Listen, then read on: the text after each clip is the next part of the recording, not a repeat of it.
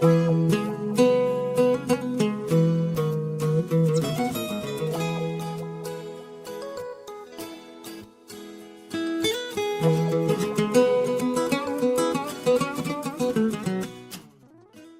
can just move on to Tasneem. I'm Tasneem Sulaiman, Quality Manager of OSS Middle East. We are a certification body for certificate branding of ISO standards. We are accredited from the EJAC, the Egyptian Accreditation Council, and we are based in Egypt since 2011. But we can certify companies all over Asia, Africa, and mostly European countries, and most of the European countries. Okay. Do you hear me? Hey. Yes. Yes, Tasneem. Yes, carry on. Let's start with our ISO journey. Okay. Yeah, please go ahead.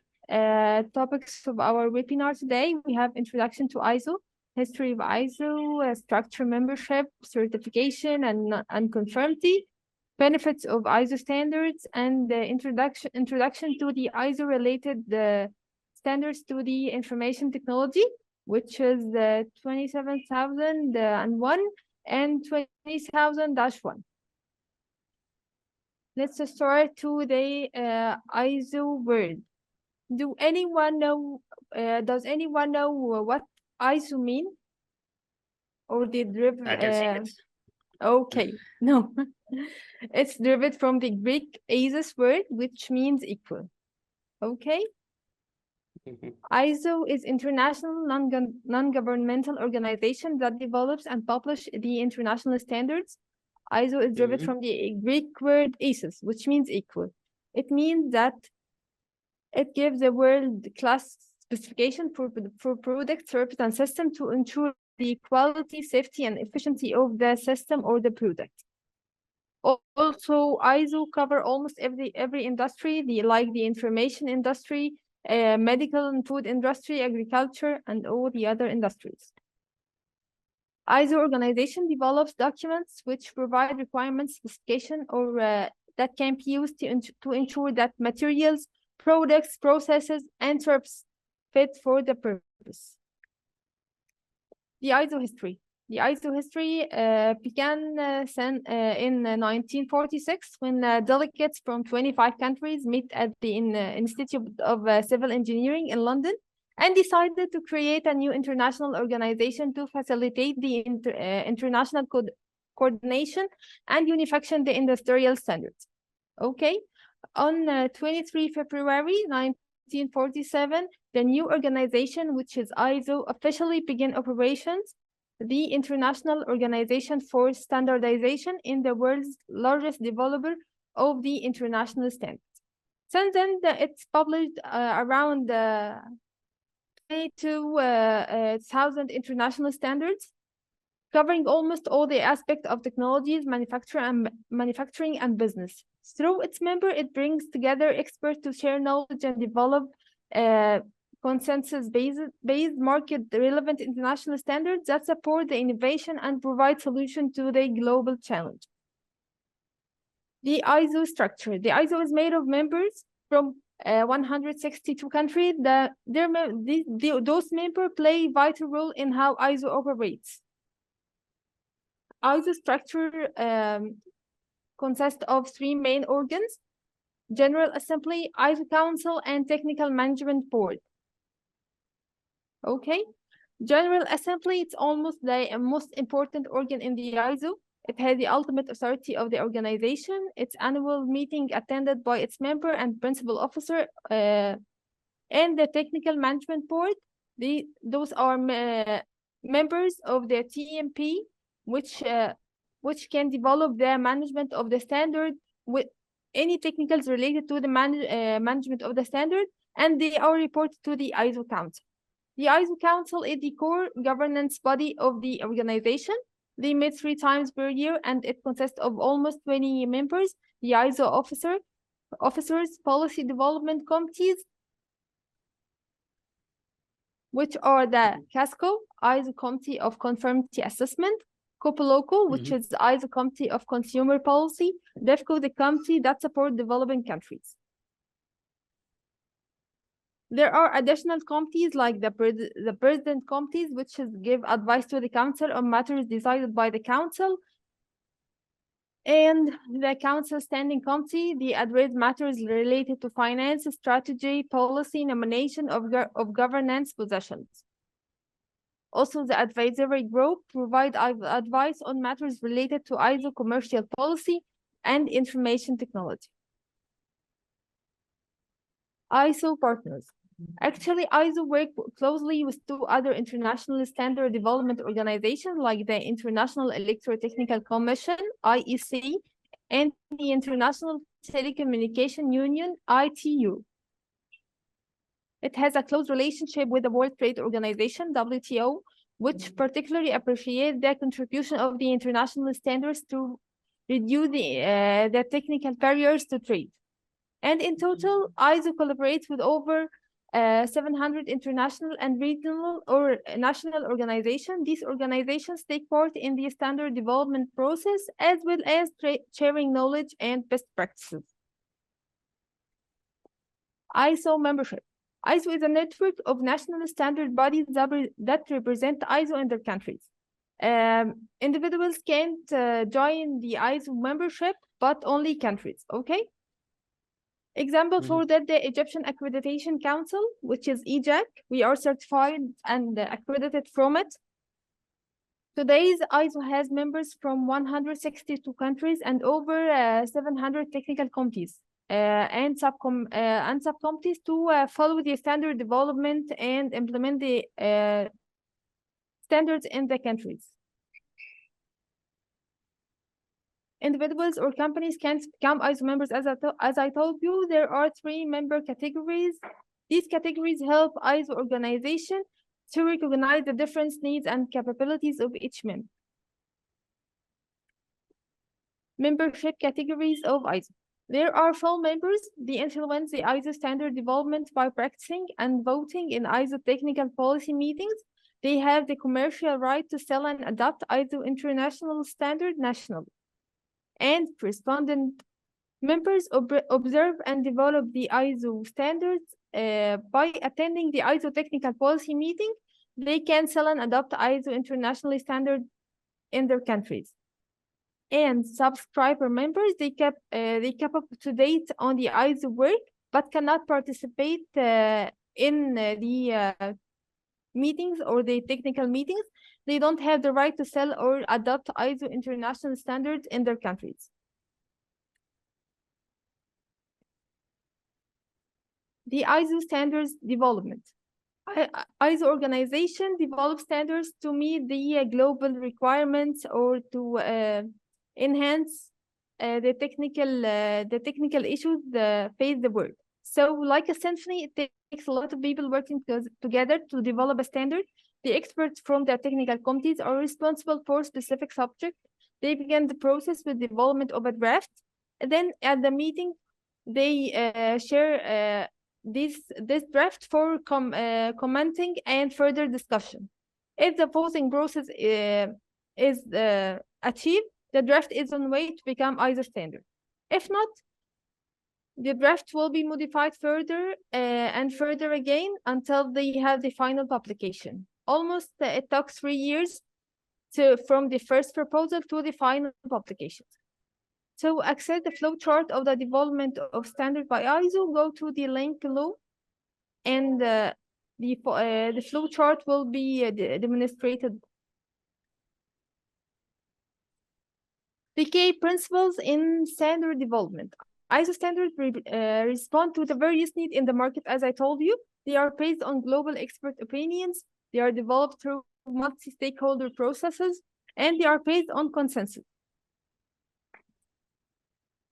Most popular standards in nowadays, they are ISO 9001, quality management, which provide the guidance and tools for companies, organizations to ensure that their product service meet the customer requirements and the quality is consistently improved. This ISO standard purpose is only the customer satisfaction. You have no other purpose than the customer satisfaction. The next standard is ISO IEC 27001, which is published in 2022, Information Security Management. This helps the organization to make the security of assets such as financial information, intellectual property, employee details, or information entrusted by third parties to the organization. Many other popular standards like the ISO 50000 published in 2018, which is the energy management standard, and the ISO 22000, which is published in 2018, which is food safety management system, and the ISO 13485, which is medical devices quality management system. Okay. What is the certificate, or what is the ISO certificate?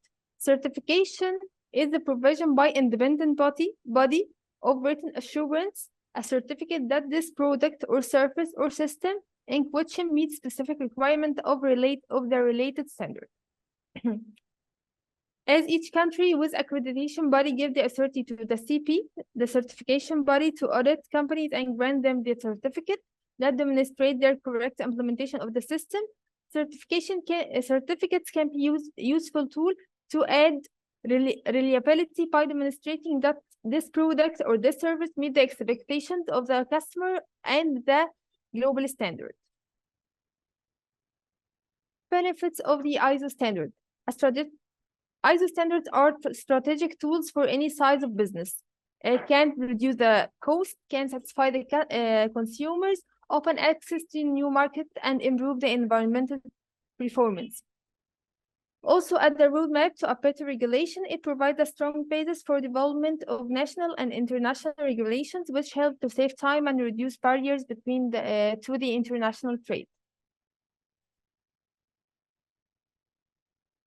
With international standard on air, water, and soil quality, on emission of gases also can protect the health of the planet and people beyond bringing economic benefits. Addressing all these and more, international standards mean that the consumer can have confidence that their products are safe and of good quality. Now let's talk about the ISO 27001, published in 2022, the Information Security Management System. The Information Security Management System is a systematic approach of establishing, implementing, operating, monitoring, reviewing, maintaining, and improving the organization information security to achieve business objectives. Main purpose of the Information Security Management System is to achieve the availability of information, integrity of information, confidentiality of the information, which means confidentiality, the propriety that information is not made available or disclosed to unauthorized individuals, entities, or processes. Availability is the property of being accessible and usable on demand by authorized entity, and integrity, property of accuracy, completeness, and integrity of the information. The components of the Information Security Management System are the policy of the organization, persons with defined responsibilities, management processes, documented information, information security risk assessment, and information security risk treatment, including determination and implementation of the controls. What is the definition of the risk? I don't know the field, your field well, because I'm slightly far from it, but can anyone here describe risk in your scope or in your field to me? I don't know, maybe kind of risk, like we're talking about details of transformation, but Abdulrahman, if you have something to share, can describe something, because you are in an extensive environment. That's a lot of things on stake. Okay. Yes, Bassem. In relate to the risk and relate to the subject of ISO standards, well, actually, you know, when we go for this ISO standards, it's important to understand that it's not about tagging the ISO standards in your product or service that you stated that I'm an ISO certified in 27001 or any kind of framework that you have. It should be reflected on the service that you deliver to the customer. If you are not providing this kind of sense rather than the value, then this will be just a heavy process that made or consume a lot of time and resource from your side, and not being sensed or felt by the customer. For that purpose, it's important to understand the risk of losing your customer, the risk of losing the opportunity, the risk of losing the chances that you have. So it's about time to understand and to know each one of us, each one of the people who's working in this ecosystem, what's their rule, what's their value, and who they are exactly, and what the risk that you have, and are they prepared for this coming risk, not for now, but for the future. If we are not identify ourselves and the capabilities of ourselves, and having a digital transformation as a journey rather than just as a target, then we will just keep going in circles, and this will be an endless process with no real value to the customer. Exactly. Risk, can I summarize your talk as risk is the effect of uncertainty on objectives, right? Yeah. Yes. And the ISO 27001 is based on the risk assessment of the organization. So the organization must determine the risk facing and the risk acceptance level designed to treat and manage the risk phase. Okay? Mhm. Risk analyzing is designed for the protection of information and applying appropriate controls to ensure the protection of this information assessed as required contributes to the successful implementation of ISO 27001. ISO 27001 is also include the requirements for assessment and treatment of the information security risks tolerated to the need of the organization. These requirements set out in the document, in the ISO standard document, are generic and are intended to be applied to all the organization, regardless of the type, size, or nature of the organization, excluding any requirements specified from clause 4 to clause 10 is not acceptable. And when the organization wants to claim the conformity of the document, this would be a huge problem if we exclude any clause from 4 to 10. Why is ISO 27001 is very popular? Because it's applicable to all organizations. It's short and simple, aligned with other management systems like the QMS, the quality management system. It's time tested. It's first issued in 2005, then 2011, and then the last version is 2022. It contains simple but valuable principles like understanding the needs of the client, the interested parties, and the risk-based approach for sure. Benefits of implementing ISO information security management system: improving all over the security, raising the awareness and information security culture, reducing the business risks, and building stakeholder trust. Legal, regulatory, and the contractual compliance with that the information security and data protection is done correctly.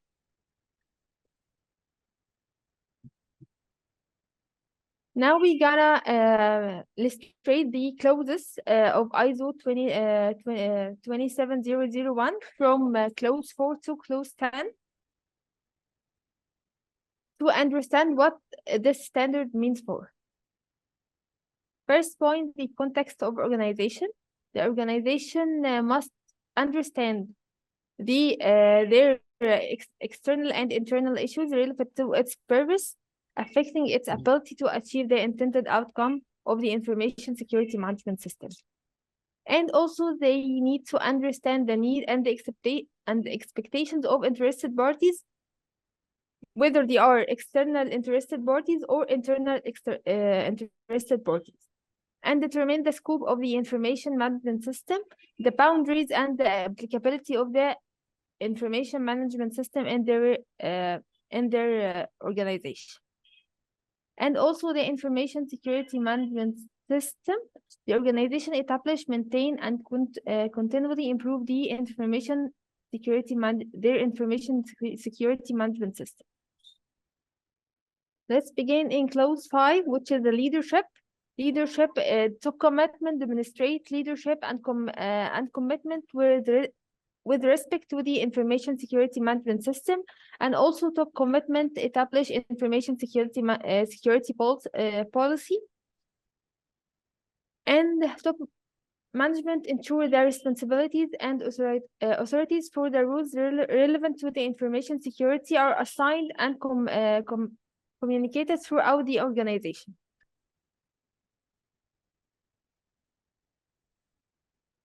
Let's begin in clause 6, which is the planning. The organization defines and applies the information security assessment process, like action to address the risk when planning of the information security management system. The organization must determine the risk and the opportunities it faced. Also, the objective from the information security management system, and how they plan to achieve them, not just putting objectives with no plan. Planning of any change that can face the organization is also important in clause 6.0, which determine the need for changes for the information security management system. This change also must be carried out in planned manner. Let's begin in clause 7, which is the support. The organization must determine all of the resources and competence of the people applying or implementing the information security management system, the awareness of the workers or the employees in the organization of the information security management system, the policy, their objective, and the performance of the system. Also, all of the system must be documented, and the documentation must be determined by the organization to ensure the effectiveness of the information security management system. These documents must be updated and must be documented in coding manner. So the organization ensure the identification and description format of each document. Let's begin in clause 8, which is the operational planning and controlling. In this clause, we talk about the plans, implements of the information technology management system in the organization. To achieve the information security objectives, the organization must keep the document information as necessary to have confidence that processes are carried out as planned. And also the organization controls plan changes and review the consequence of the changes and ensure that the outsourced processes are identified and controlled. I And think there's also, important questions from Ali Hunaina. I'm sorry. Yeah, it's absolutely fine. It's already joined in the discussion. You might need to refer to it. I think it's a brilliant question. Okay, so you might need to answer it now or later on. Okay. That would be great. Okay. Yeah. We are gonna answer it now. As you like, as you like. It's up to you. It's your Okay. stage, your mic, your rule. Could do it at the end. It will be good. Okay. All right, There's let's no keep it for the problem. end. All right, Okay, brilliant. let's keep to the end. No problem. All right, we can have a discussion later. Okay. عفوا في كمان سؤال من أستاذ علي إذا بالإمكان. Yeah, but we already did these questions for later on discussion. We can move that. Just Okay. to mention, we have like 20 specialized engineer and manager here with our discussion, while we have more than 700 are watching us right now on the social media. So the audience is bigger than we thought. Yeah. Yes, carry on, Tasneem. I appreciate it. Okay. Thank you.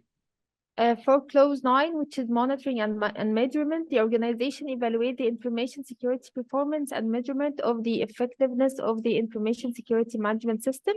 Evaluation can be by internal audits and management reviews. Each organization conducts internal audit to provide information on conformity of the system.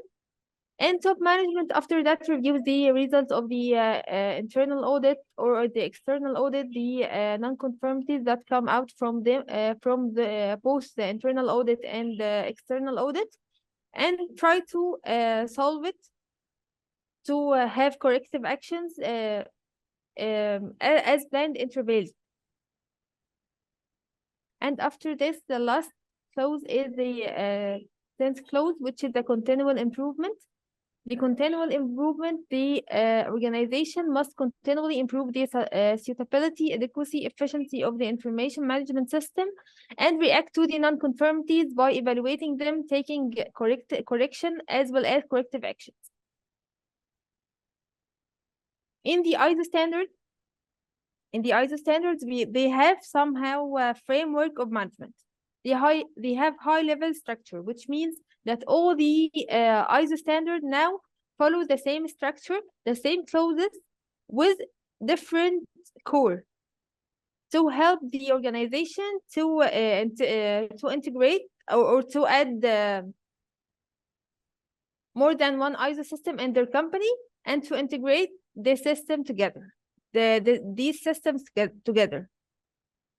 So as we talk about ISO 27001, we're gonna have a talk about ISO IEC 20000-1, which is published in 2018. Also, this ISO have the same high structure of the ISO 27001, the same clause numbers, the same clauses, but different sectors in the clauses. So we have the major clause, which is clause 9. It have a different description rather than the clause in ISO 27001 standard. So what is ISO IEC 20000-1? It's international standard for service management. It specifies the requirement for establishing, implementing, maintaining, and improving a service management system, focusing on meeting the service requirement and delivering value to their customers and stakeholders. The standard is also applicable for all the organization, whatever the size or the culture of the organization. What is the definition of ISO 20000-1? The set of capabilities and processes to direct and control the organization activities and resources for planning, design, transition, delivery to improvement of the system to deliver value to their clients. The purpose of ISO 20000-1 is how to manage the service life cycle. The service life cycle began with plan, then design the service, transition this design to real world, deliver the service to the client, and improve it. So in ISO 20000-1, we look for meeting the agreed requirements, providing value to the organization, to customers and users. Clauses of ISO 20000-1 is similar to the clauses of ISO 27001, except for clause 8, it has some different descriptions like operational planning, control, the service portfolio. Each service should have their own portfolio, the relationship with the customer, agreement with the customer, supply and demand, service design, build, transition, resolution, and fulfillment of the requirements of the customer and the service. And at last, we have the service assurance. We should improve our service and assure that our service is always on track and deliver well to the client. Okay, now we reach the end of our presentation for both ISO 27001 and ISO 20000-1. I'm ready to answer all of your questions and to have open discussion if you want. Yeah, we'll keep like a couple of questions. I think Ali already asked one of them that focusing like the ISO. When we talk about digital transformation, we're talking about unlimited openings for in innovative based mindset and approaches. Okay. You mentioned that the ISO 2701 focus on only risk-based mindset Mindset approaches. and So, approaches to what level? yeah, yeah. ISO 27 Like is the aligned and question is supporting like business we have continuity different planning. kind of ISOs that can cover many aspects of the market. Yes. Yeah, Okay. yeah. So ISO standards have a wide range of scopes. As I told you, ISO 9001 is related to the customer satisfaction. ISO 27001 is related to the information security. So it talks about, and the main scope of ISO 27001 is the information security. It maintains your information secured, integrated, confidential, and available for the authorized parties. So ISO standards can be applied like many scopes, okay, and can be applied in each organization, and the organization have to apply it. We have no restrictions. it's a standard after all. Yeah, standard for all. What? Yeah, Ali, We would you have like no to? restrictive rules like you have applied like fill the requirements. No, you can apply it. Excuse me. Just Okay. Your voice. just let me explain my question. When we are Okay. talking about the digital transformation, we are talking about openness. So all service is published, everybody could access, etc. While when we are talking about security and applying ISO 27000 ISO standard, it's somehow restriction to prevent from losing a lot of because of a wide range of risks. So Yes. according to the development of the standard, to what Yes. level it's aligned with the huge and high disruptive technology, which Okay. day by day there is new evolution and there is new disruptive technology change. While the ISO standard is it takes 7 years or 9 years to get update. So what should we go with? If there is some restriction when we are talking about fully applying the ISO standard itself. Okay, I got your point. That's Ali, actually. Okay, I Ali, got your I point. believe, Okay. Allow me to comment on this, please, Mr. Bassem and Mr. yeah, sure, Sneed. Yes, please. Okay, sure, for sure. Yeah, as beer stated by Mr. Ali, he said something important and something crucial that we all in the business are suffering from. Still, I think it's important for us to have this kind of understanding that the digital transformation and risk management, risk controls, or standardization through ISO standards are not contradictual. No, there's no conflict between them. They're not contradictual, and they all align in the same direction. Just how we play this one in the right way.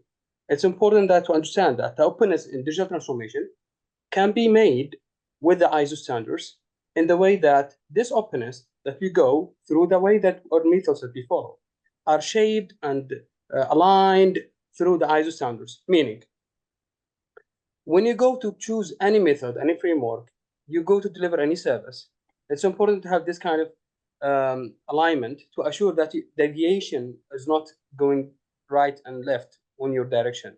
So you still have your own way, you still have your own openness, and you don't have to go with shall I go with this side of ISO standards and restrictions and ISO standards and the openness and digital transformation.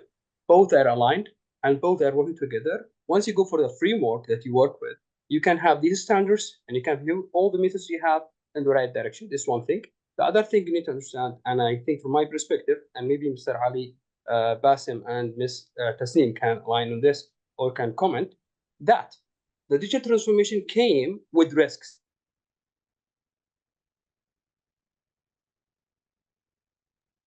Yes, exactly. Actually, Let me ISO allow doesn't give you the Yes, mission, Tasneem. but it gives you the advice how to maintain your information secure. But yeah. doesn't tell I'm- you that you have to do something specific to let your information secure. ISO give you the Exactly. headline, and you can apply it as you want. Exactly. And So actually, this is and as Mr. Tasneem stated, exactly, it's not exactly tell you what to do, but it's give you the opportunity or the direction in that direction. So it is two things.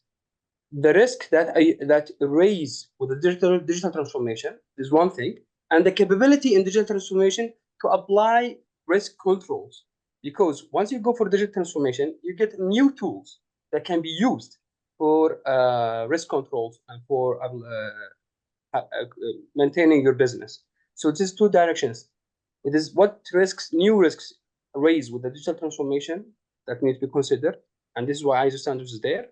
And there is the capability of digital transformation to control the risk that you have with the new technologies, new processes, and new capabilities that you have in your business. So Tasneem, can you comment more on this, please? And yes, okay. In the risk assessment, the organization puts its own risks and how to treat it. ISO doesn't tell you how to treat your risk, but you are the one who put your risk or who put the risk that may face you, and you put the solution. So you have a wide range of solutions you can choose from, and you have your own mind to think about the acceptance level of the treatment also. It's not restricted, it's not a framework, but it's open mind to apply in your organization. But I also say you should have a risk assessment. So Exactly. you know that you have to make a risk analysis to put the risk that may face you and how to treat it, and to determine also your acceptance level of the risk. If you accept that risk, it's okay. Why not? I've The never auditor been, will not. yeah, I've never been a fan of risk word, but I think risk assessment actually is the right way to address such topics. I think Eventually, risk assessment is not. I think risk assessment is not also only for work. It's a lifestyle. When it's a you lifestyle, start to think everything. about the risk, And we should. It's inevitable after all. Let me shed some lights or insight on the importance of creating awareness and providing training on ISO standards to build a culture of quality and compliance in Yemen. So that the potential role of government initiatives and incentive to encourage organizations in Yemen to adopt ISO standards. I think it's a part of the whole topology of digital transformation mindset. It's beyond this like only plan. The impact of ISO certifications on attracting foreign investment and boosting Yemen's digital economy. It's something like a must.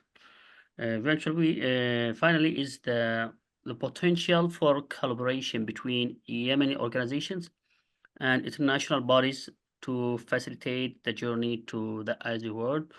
And here I'd like to thank you, Tasneem, for your input here. I would love to have such conversation later on. Of course, we need to have some kind of sessions specifically on every ISO. okay. Later I would on, just of like course, to we have add this. something, if you don't mind me adding, from a perspective of telco solution Sure, vendor. Sami, sure, Sami, please. Yeah, because it's very important for the audience to learn about this ISO standard. The standard, it's kind of a standard which needs certification, and this certification needs to be revised after every new release of that is introduced. So as far as I know, as a vendor solution provider, like our solution, old versions were always certified. We always used to market that we are ISO certified because in telecommunication domain or even in the IT domain, information security is the most important point to be taken into the account. But previously, as we had physical servers, as we had physical presence, as we had manual processes, so it was not that very much highlighted. But over the period of time, the nuisance value of this kind of certification has increased immensely. The reason is because now you're going digital and all the information is prone to be leaked very easily. So you have to take care of all the risks. Then you have to mitigate all those risks. And one of the easiest way is to comply for a certification. And this certification over the period of time from the previous years until this has been enhanced, keeping all the digital factors in mind. So this is how, for example, if I have been certified with ISO certification back in the 90s, the certification may be obsolete at this moment of time. The processes itself have been changed and optimized according to the digital nature of the work. So in order to be ISO certified till the latest version, I have to again apply for the conformance and the compliance of that kind of certification. And this is not only restricted to ISO, but there are so many other similar kind of standard organization like GSMA, working for telecommunication side for the standardization. Then we have TMF Forum for the business processes standardization. And after 2 years or 3 years, they have new releases and we have to comply with those releases. So it is very important for the audiences to know why it becomes a limelight as of now, because Yemeni market is in the middle of the transformation at different levels. So now this word is going to be more and more used, and the government is going to apply in order to make sure that the information that has been used or the data that has been used, it is of utmost importance and may not be leaked. So this is why we are going to be talking about not only ISO, but other certification at the same time. Brilliant, Sami. Can I add It's just something, like Mr. a Sami? straightforward roadmap. Yes, Tasneem, you have something to add. Yes, ISO standards break the ice and barriers between the countries. So when we apply the ISO standard in our organization, we are close to the international standards to the other countries. It can help us to break the ice between the countries, actually. And the ISO certification cycle is 3 years, only 3 years. First, the initial certification. After 1 year, the auditor must visit you and ensure that you implement the system correctly. So you have the first surveillance, and the second and the third year you have the second surveillance, and after that you are recertified by ISO. The auditor can make a visit and ensure that you implement the system correctly, and still perform your internal audits, your management reviews. So the ISO certification cycle is only for 3 years. I cannot and after agree 3 years more. I cannot agree more, to be honest, what you are saying, Tasneem, because actually I'm also talking the same. I'm saying that, all the standardization and the processes, they are to make life easy for the stakeholders. For example, in this ISO standard, the stakeholders are the organization themselves and how they are cooping up with the information security, irrespective of which country they belong to. So they have made a standard across country. Similarly, for example, CMMI, it's another standard for documentation. In order to have like extreme good quality of documentation, you need to have a standard called CMMI with the different, and the procedure or the scrutiny is entirely exactly the same as you have explained. That people come, interviewers come, they talk with the interviewees, they take interviews, and then they define the thing. There's another level of certification which is called ITEL certification. So this is what I'm trying to explain to the audiences, that for all the different, when you're in the digital ecosystem, you need to unify the work across countries, because if I'm doing business while being in China with Yemen, I need to have a one common standard interface where we can align as far as the concept is concerned for information security in the two countries, right? So this is exactly, we are talking the same. I cannot agree more. You're absolutely right. Okay, thank you so much. Thank you so much. Super, Sami. You just raised the very important question. So next will be thank you, Tasneem, for your input. Really Thank you amazing. so much. Thank you I'm so so much. happy with this level of conversation. So next, we'll go next to a friend, our superhero, Uram Gader from Alibaba Cloud. And he's going to answer a few questions. It's to empower the business digitally with Alibaba Cloud. The question is like, how does Alibaba Cloud enable digital transformation for businesses? And what are some of the key features or services offered by Alibaba Cloud that support digital businesses initiatives? That's something to talk about, like in 5 minutes. Let's have a break so everyone can get refreshed or something. All right? Deal? Brilliant. Thank you so much. 5 minutes, we'll get back to this. تفضل. Let's get until the people get back. I wanted to answer that question. It's really important, wallahi. Well, through the past 2 years, or actually more than the past 2 years, there is a lot of milestones has been achieved with you and all the buy-in from the top management and the support that we have. I'm sure that you are aware about all the things that we have achieved so far, but let me just try to highlight on some of the main points that we eager to do and perform for the Yemen ecosystem, the next Yemen ecosystem that we are going to have, inshallah, soon. Yemen version 2. Let's call it Yemen version 2, V2. Yes, Yemen version 2, as you stated. There is a lot of chattered and not aligned efforts. And I do appreciate that a high level of awareness that we have in many institutions, many organizations in Yemen. It's very important. A lot of people are now having a well understanding about digital transformation. A lot of people have a good understanding about the tools of digital transformation and how, with some extent, to use them in an optimal way. A lot of them having a good understanding about fintech in a wider aspect rather than just a payment. Still, telecom role is having a great and important role in digital transformation. And for that purpose, we at you are fully aware and understand and having the responsibility for this. And for that purpose, we are in process and almost the final stage to introduce a new profile of services. This is not just about added value service. This is not just about service. No, this is about invest or divest, as you know that.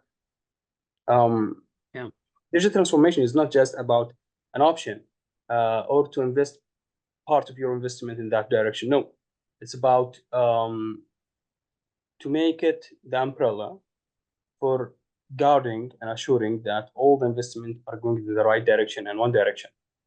And for that purpose, you have made a lot of preparations. It's not about technology. We, as you, are having one of the top latest technologies onboarded already.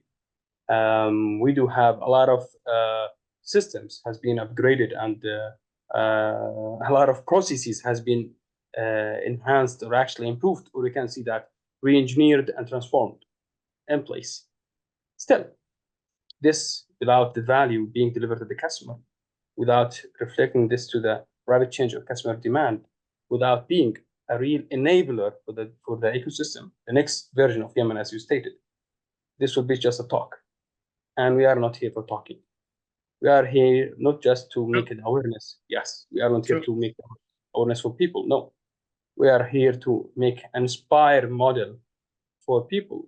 And I cannot state exactly what's the products or or the services or the things that we are working on it till we get it launched officially. Still, a lot of things has been made, and I'm sure and pretty sure this summit is just to highlight how you and its management are fully aware about the digital transformation as a must, and how they are aware about the importance to be a business model, or actually you can see that an ideal model for the organizations. So it is not you only that will do this. It is a collaboration between all organizations. Still, you telecom as one of the from my belief, this telecom in Yemen. This is my belief, Abdurrahman. So nobody said that I said this from something else, but this is my belief due to the journey that we go through the past 3 years, going to the 4G in a very fast track, going to preparing a lot of infra for the next stage in readiness. Maturity index has been made already with us, and we have already having a clear map, a clear roadmap, and exact steps has been passing. Most of them still. We are tackling the last point, inshallah, soon, and then we can be enabler for digital transformation for all the companies in Yemen. It's not about being me only; it's being us as you and you and you, which is, in our English, that you is not referring to singular; it's referring to a group. Yeah. When I said you as many people, many organizations. So it's not about being a player alone, but no, supporting others to do their services in a good platform.